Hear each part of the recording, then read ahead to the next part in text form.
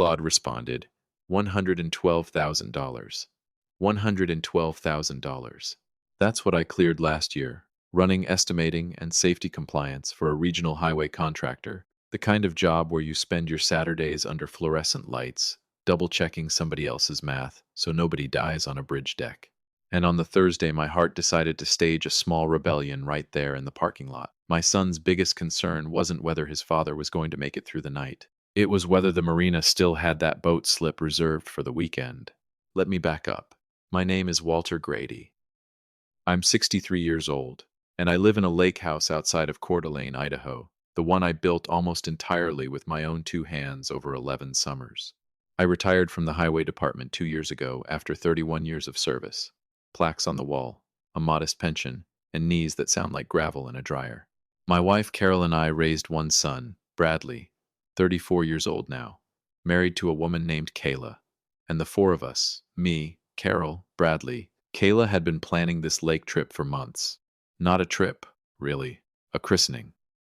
Bradley had finally saved up, with what I now understand was considerable help from me that I didn't fully know about yet, for a 32-foot cabin cruiser.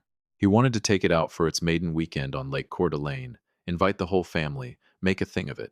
You spend 3 decades thinking you're building a family. Turns out you're just building a dock for somebody else's boat. I didn't know that yet, though. 2 weeks before this really starts, all I knew was that my chest had been doing something strange for about a month, a tightness after climbing the porch steps, a shortness of breath I chalked up to being 63 and stubborn. See, here's the thing about being a father and a husband in my house. I never made a show of what I did for this family.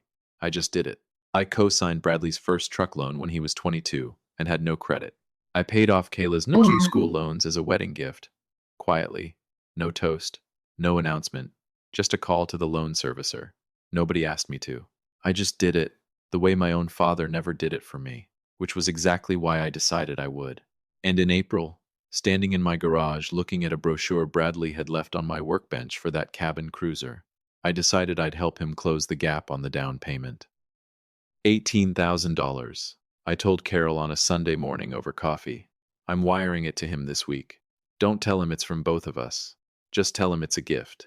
Carol's eyes went soft, in that way they do when she's genuinely moved and not performing for the neighbors.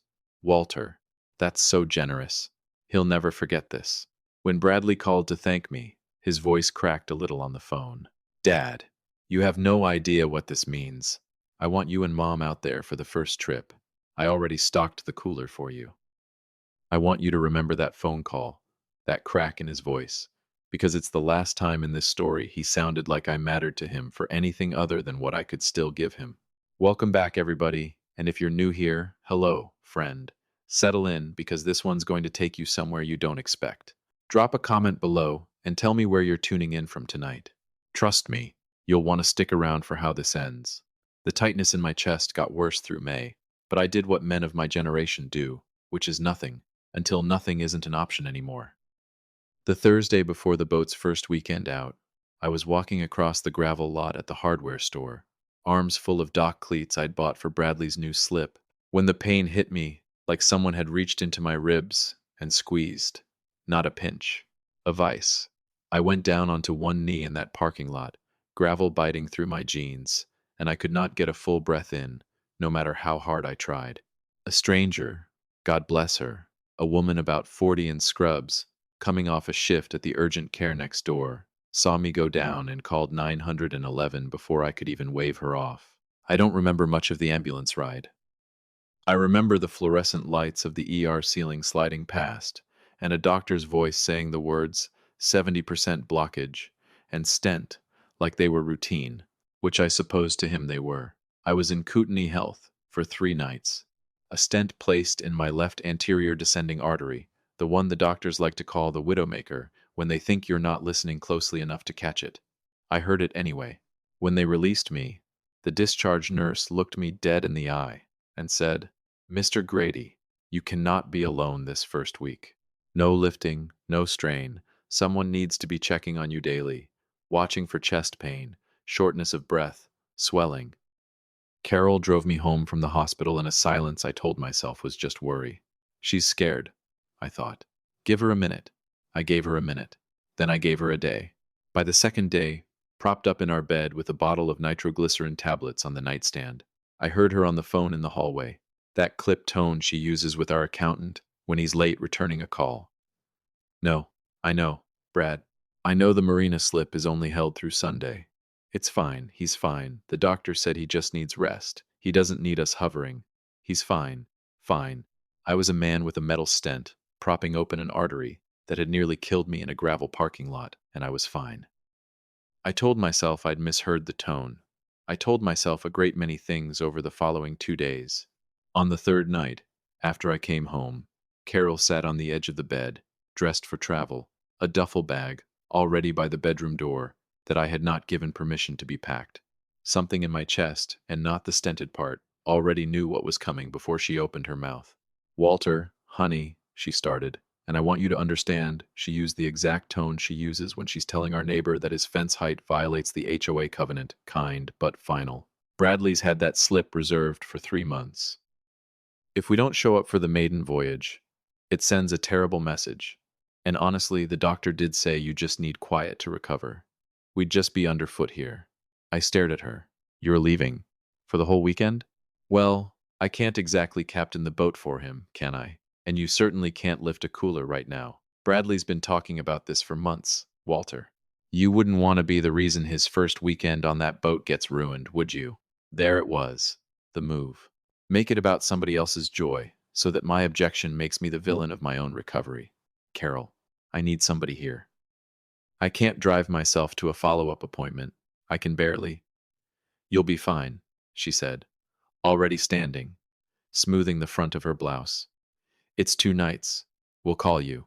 Then she did something I still don't fully believe, even though I watched it happen with my own 2 eyes not 12 feet from where I lay. She pulled out her phone right there at the foot of the bed and called our son.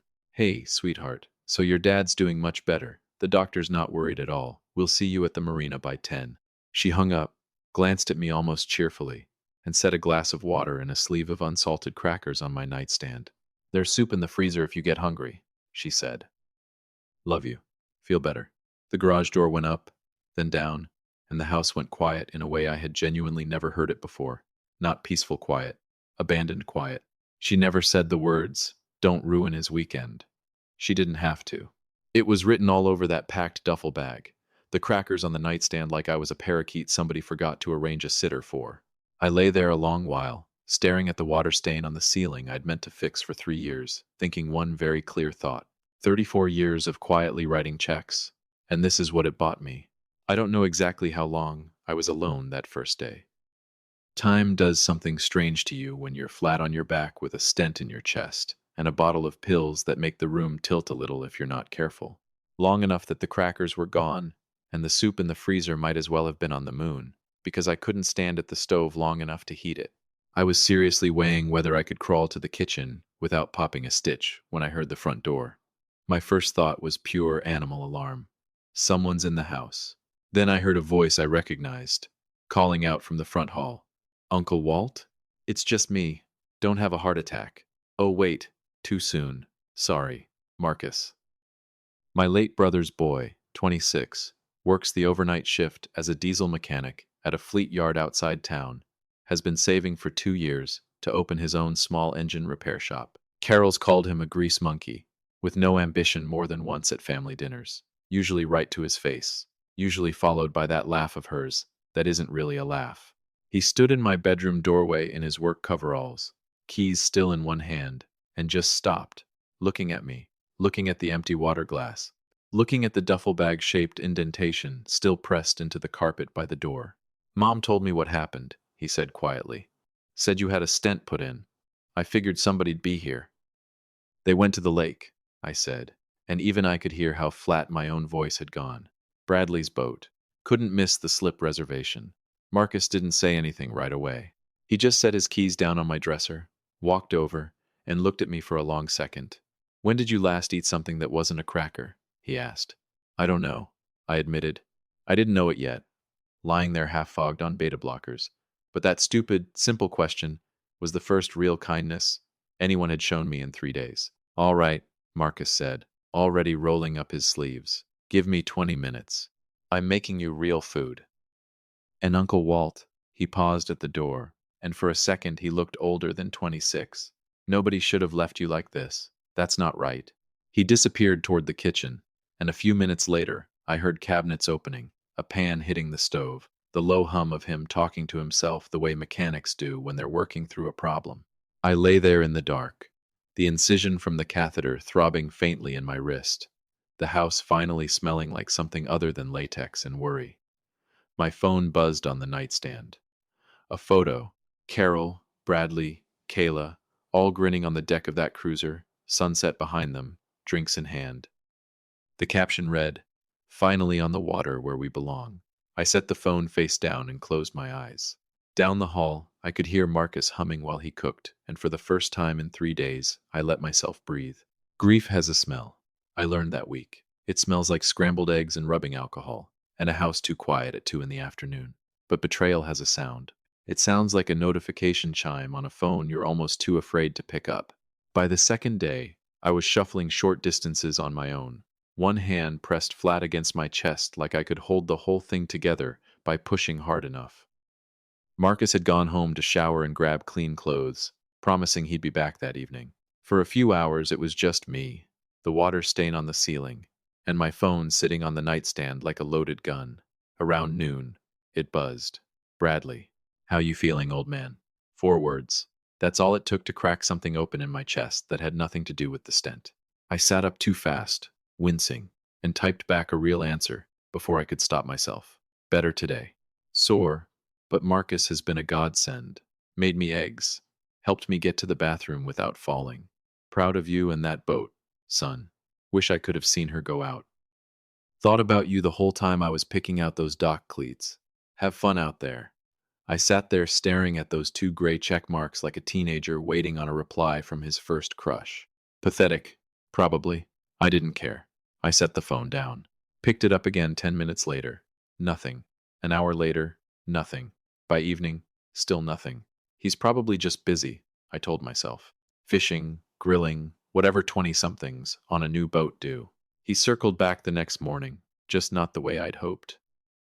I was scrolling, restless, trying to distract myself from the ache in my chest, and Bradley's Instagram story popped into my feed because Marcus had insisted I follow him. So you can see what he's up to. Instead of texting him 100 questions, Uncle Walt.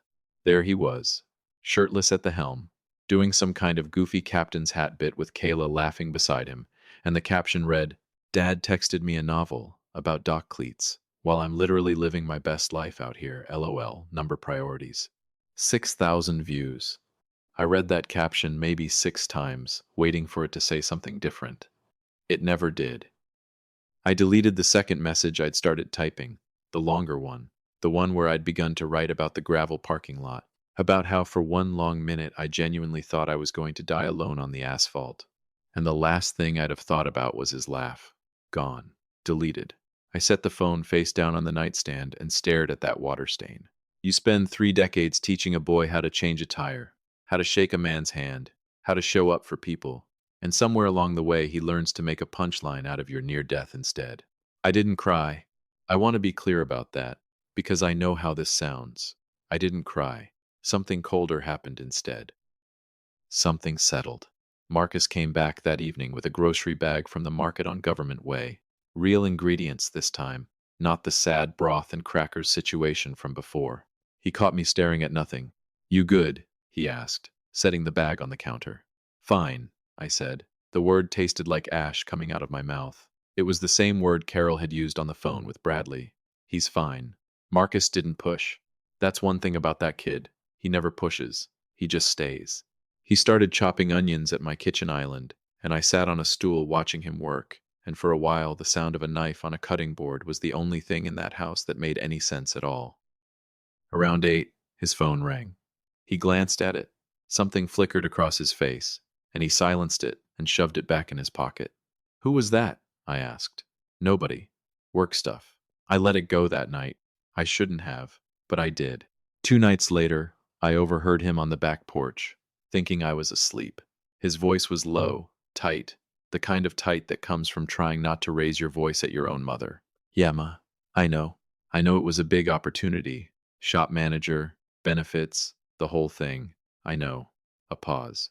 What was I supposed to do? Huh? Uncle Walt just had a stent put in his heart. You want me to what? Leave him here alone? Another pause. Longer. No. I already called them back. Told them I couldn't start Monday. It's done, Ma. Drop it. I lay very still in the dark, staring at the crack of porch light under my bedroom door, and felt something twist in my chest that had nothing to do with the artery they'd fixed. A 26-year-old, who my wife calls a grease monkey, behind his back. No.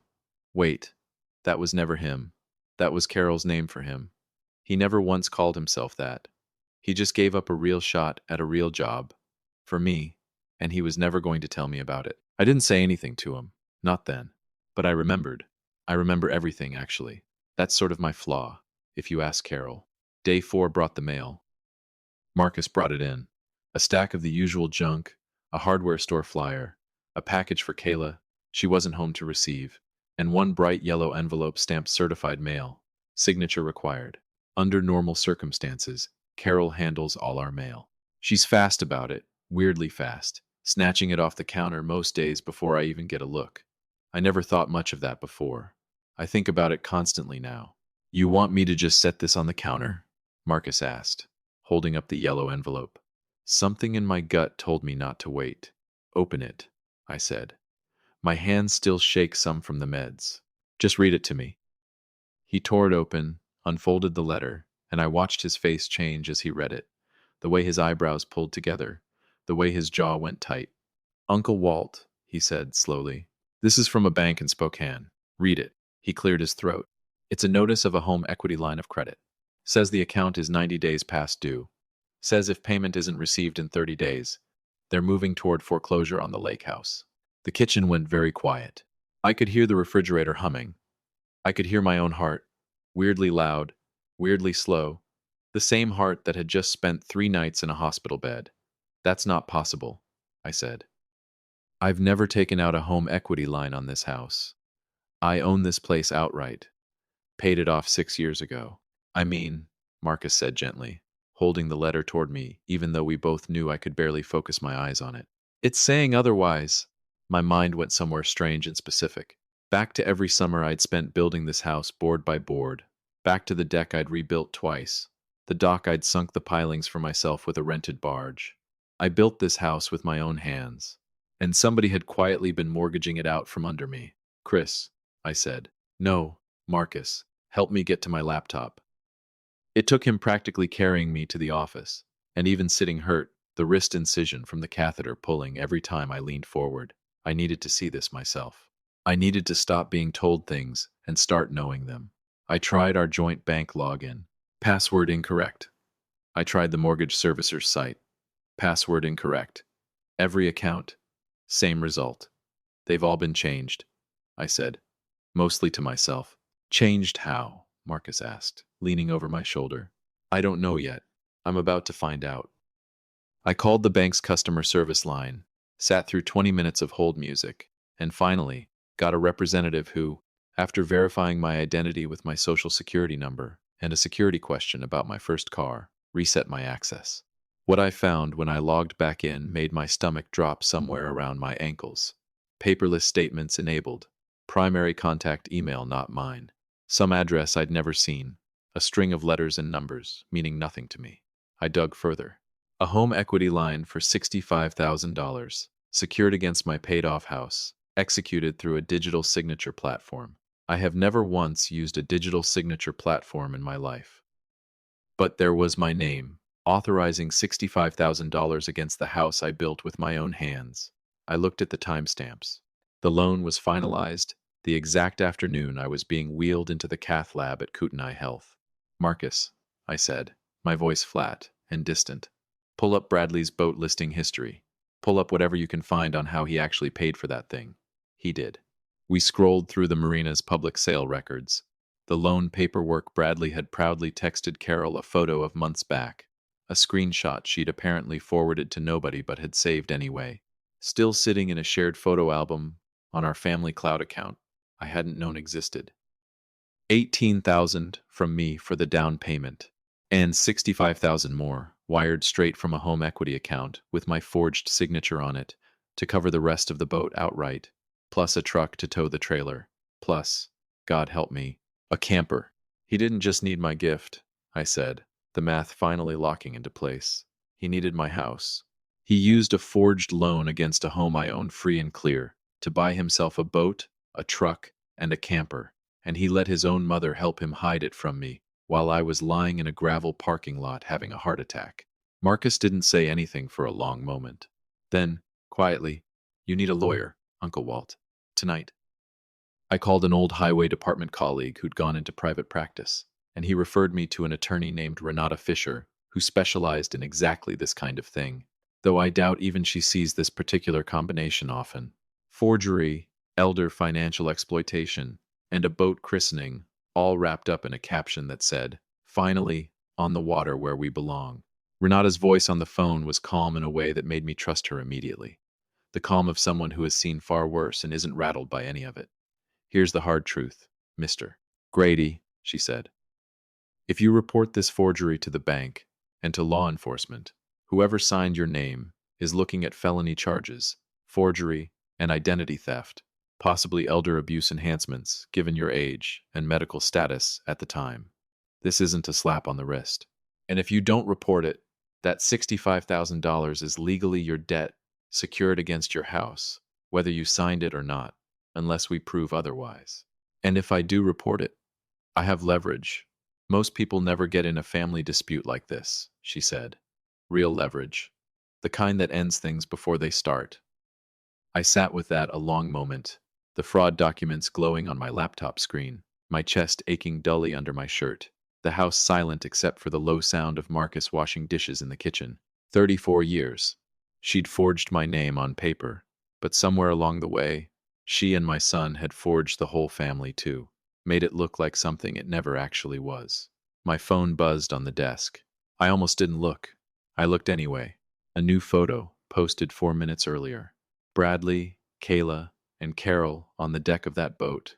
Champagne glasses raised, sunset gold behind them. Caption: "Finally away from all the negativity back home."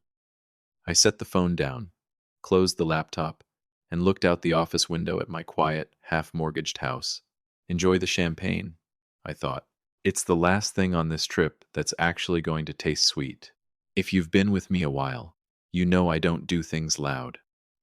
Drop your thoughts below while we get into it, and hit that like button, would you? It helps more than you'd think. There's a particular kind of quiet that settles over a house right before it becomes a courtroom. I didn't know that until the night I froze 2 credit lines from my own kitchen table and listened, in spirit if not in miles, to my family's entire lake weekend collapse in real time. Marcus had gone to grab us dinner from the diner on Sherman, and I sat alone at the kitchen island with my laptop open, Renata's number saved in my recent calls, and a decision already made. You don't get to forge a man's signature and mortgage his house to buy yourself a boat. Not on my watch. Not anymore. I logged into the banking portal, the forged home equity line, and Carol's personal credit card, the one I now understood had been quietly funding boat accessories and marina fees for months. I hovered my thumb over the toggle for a long moment. Last chance to be the reasonable one. Last chance to just let it slide. Keep the peace. Be the bigger man. I'd been the bigger man for 34 years. Look where it got me. I froze both. The text came in around 7 that evening, while Marcus and I were eating meatloaf out of styrofoam containers at the counter, 2 guys who'd both worked with their hands their whole lives, sitting in a 5-bedroom house that suddenly felt too big for either of us. Carol. Card declined at the marina store. Must be a bank glitch. Can you check? I didn't respond. Marcus glanced at my phone, then at me, and kept eating. 10 minutes later, my phone actually rang. I let it buzz twice before answering, and when I did, I could hear lake noise behind her. Wind, distant laughter. Walter? Her voice was pitched low, urgent. The voice she uses when she's trying to sound calm in front of people while being anything but. Hey, so strange thing. My card just declined at the marina store. Can you check the account? I know what's going on with the account, I said. I froze it. Silence. Real silence. The kind where you can hear someone recalibrating on the other end. You. What? Walter. We're at the marina. Bradley's about to take everyone out for the sunset cruise. This is completely. Her voice dropped even lower, and I could picture her stepping away, cupping the phone. Are you trying to embarrass me in front of the marina staff? Turn it back on right now. And there it was.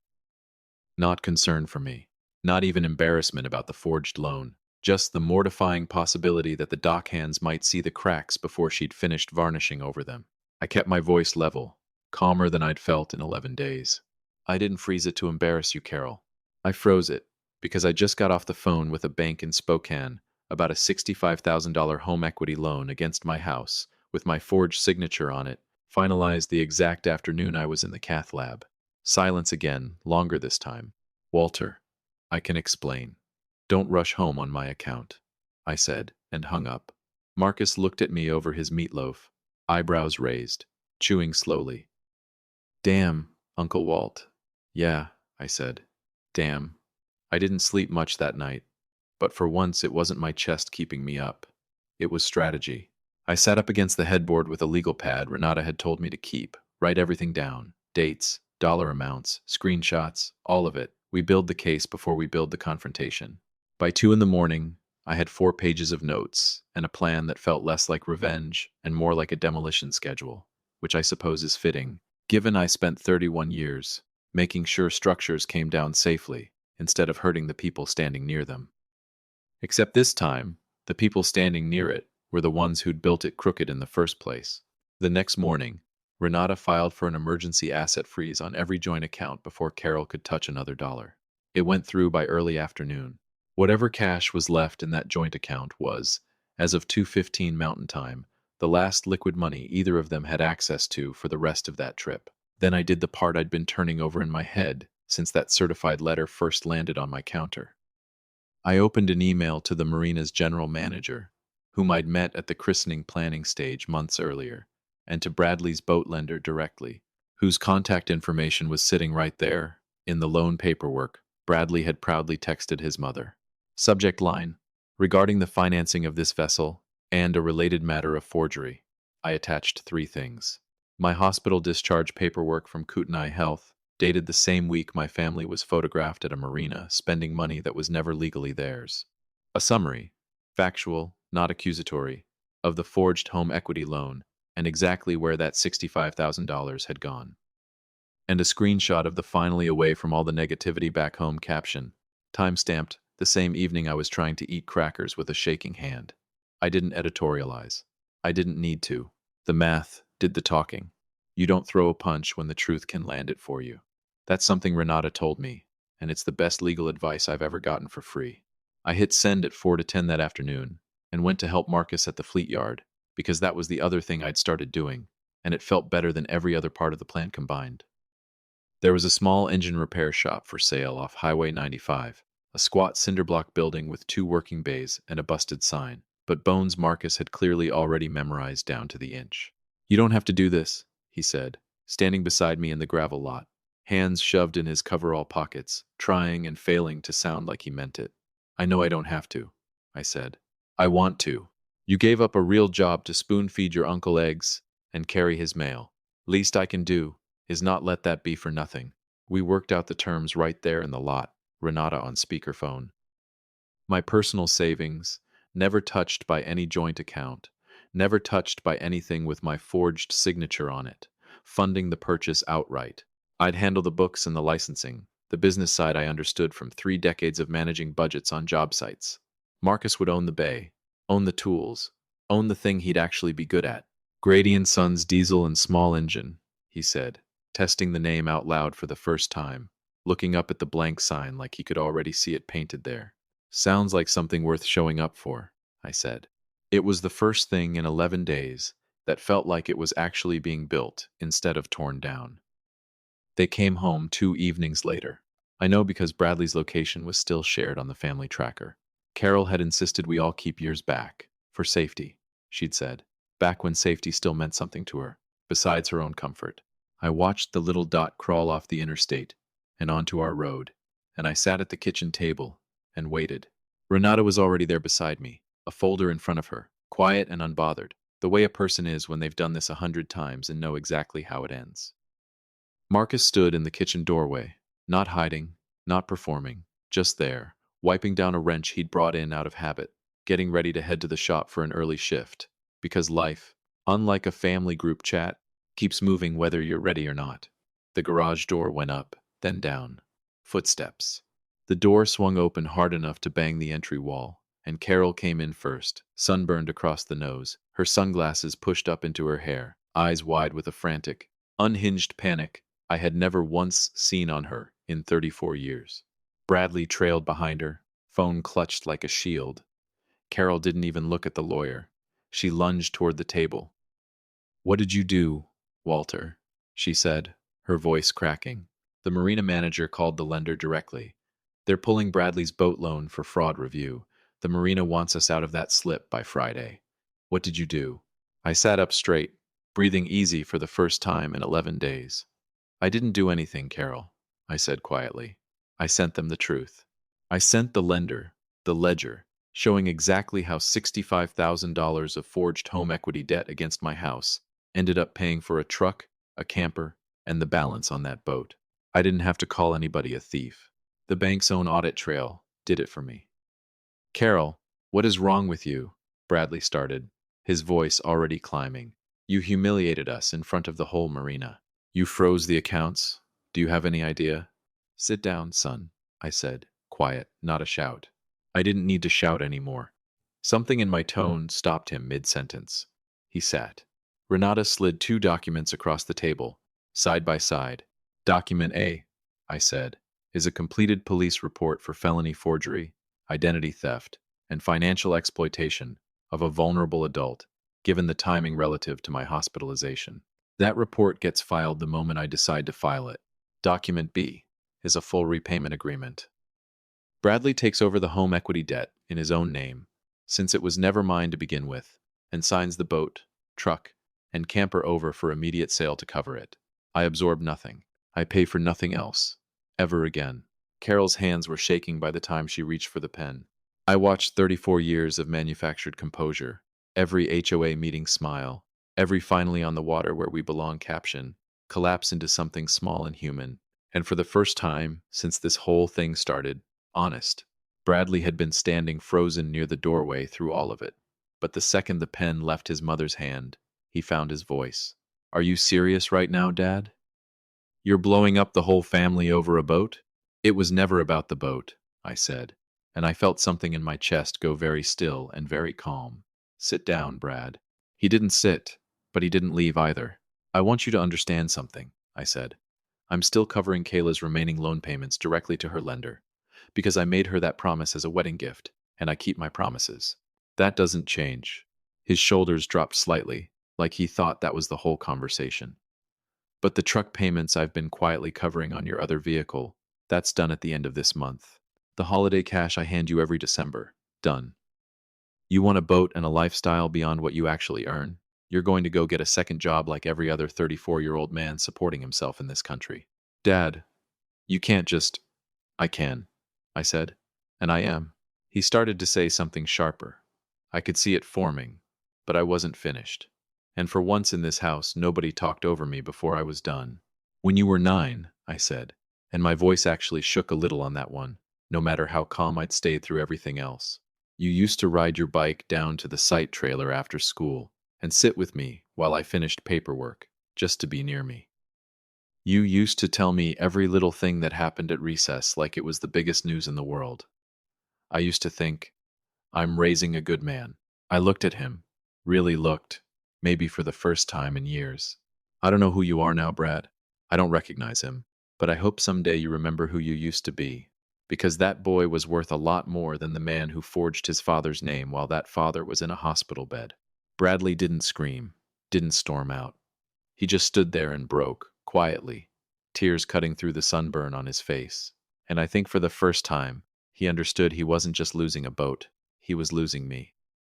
The fallout moved fast after that. The marina revoked the slip agreement within the week.